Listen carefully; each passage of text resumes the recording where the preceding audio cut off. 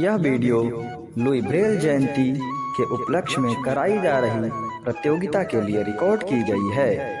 इस प्रतियोगिता में विजेताओं की घोषणा आपके द्वारा लाइक्स एवं व्यूज के आधार पर की जाएगी। अतः आप सभी से अनुरोध है कि अच्छी प्रस्तुति देने वाले प्रतिभागियों को विजेता बनाएं। और हाँ, चैनल को सब्सक्राइब करें एवं वीडियो को शेयर करें। अब आइए बढ़ते हैं वीडियो की तरफ।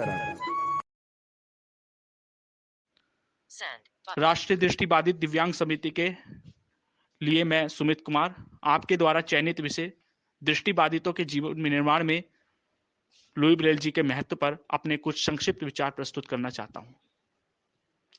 लुई ब्रेल हम दृष्टिबाधितों के लिए मसीहा, महामानव।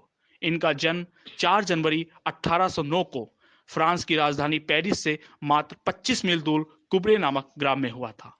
मात्र 3 वर्ष की अवस्था में खेलते खेलते इनकी आंखों में नुकीला औजार लग जाने के कारण इनकी दृष्टि जाती रही और 8 वर्ष की आयु में यह पूर्णतः दृष्टिबाधित हो गए। इनके पिता घोड़ों के लिए लगाम बनाने का कार्य किया करते थे, परंतु अब स्वयं दृष्टिबाधित हो जाने के बावजूद भी इन्होंने अपने जीवन में हार नहीं मानी। इन्होंने चुनौतियों और संघर्षों से लड़ने की ठानी और मात्र 10 वर्ष की बाल्य अवस्था में ही पेरिस के ब्लाइंड स्कूल में प्रवेश ले लिया।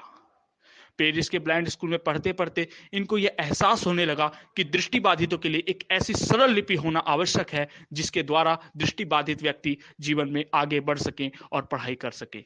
हालांकि उस समय पर 12 अंकों की ब्रेल लिपि प्रयुक्त की जाती थी, परंतु वह लिपि दृष्टिबाधितों के लिए अनुकूल नहीं थी। 1821 में फ्रांस के एक सैन्य अधिकारी द्वारा एक ऐसी लिपि का प्रयोग किया गया जिसका प्रयोग सेना के उन व्यक्तियों द्वारा किया जाता था जिनको रात में दिखाई देने में समस्याएं आती थी। परंतु 1824 में लुई ब्रेल जी ने एक कदम आगे बढ़ते हुए एक ऐसी लिपि का आविष्कार किया जो मात्र 6 बिंदुओं में समाहित थी और इसको उन्होंने 63 आकृतियों में विभक्त किया। सर्वप्रथम लुई ब्रेल जी ने इस लिपि का संगीत लिखने में प्रयोग किया। उसके बाद फ्रांसीसी भाषा से संबंधित विभिन्न चिन्हों को इस लिपि में दर्ज किया। 6 जनवरी 1852 को ये महामानव हमारे बीच से अलविदा हो गए, परंतु ये हमारा दुर्भाग्य है कि इनकी मृत्यु के बाद भी इस लिपि को मान्यता लेने में लगभग 100 वर्षों का इंतजार करना पड़ा। अर्थात 1952 में जाकर ही ब्रेल लिपि को सरकार द्वारा मान्यता दी गई। लुई ब्रेल के जीवन काल में जिस तेजी से इस लिपि का विकास और विस्तार होना चाहिए था, दुर्भाग्यवश वो ना हो सका। हालांकि 4 जनवरी 2009 को भारत सरकार ने लुई ब्रेल जी के जन्म दिवस पर एक डाक टिकट का निर्माण भी किया। माना वर्तमान समय में तकनीकी हमारी आवश्यकता बन चुकी है। माना कि वर्तमान समय में कंप्यूटर, मोबाइल जैसे साधनों के आ जाने के साथ हमारी निर्भरता इन पर दिन बढ़ती जा रही है, परंतु हमें इस बात को भी केंद्र में रखना होगा कि भविष्य का निर्माण अतीत से होता है, अतः हमारा अतीत ब्रेल है। हमें यह समझना होगा कि हम वर्तमान में तकनीक के साथ साथ ब्रेल को अपने जीवन में समायोजित कैसे करें। हमें ब्रेल के महत्व और उसकी प्रासंगिकता को केंद्र में रखते हुए कार्य करना होगा और जीवन में बढ़ना होगा, क्योंकि ब्रेल एक ऐसा माध्यम है जो हमारा अतीत है और अतीत को खोना, अतीत के गौरवशाली परंपरा को खोना मानव मूल्यों के विरुद्ध है।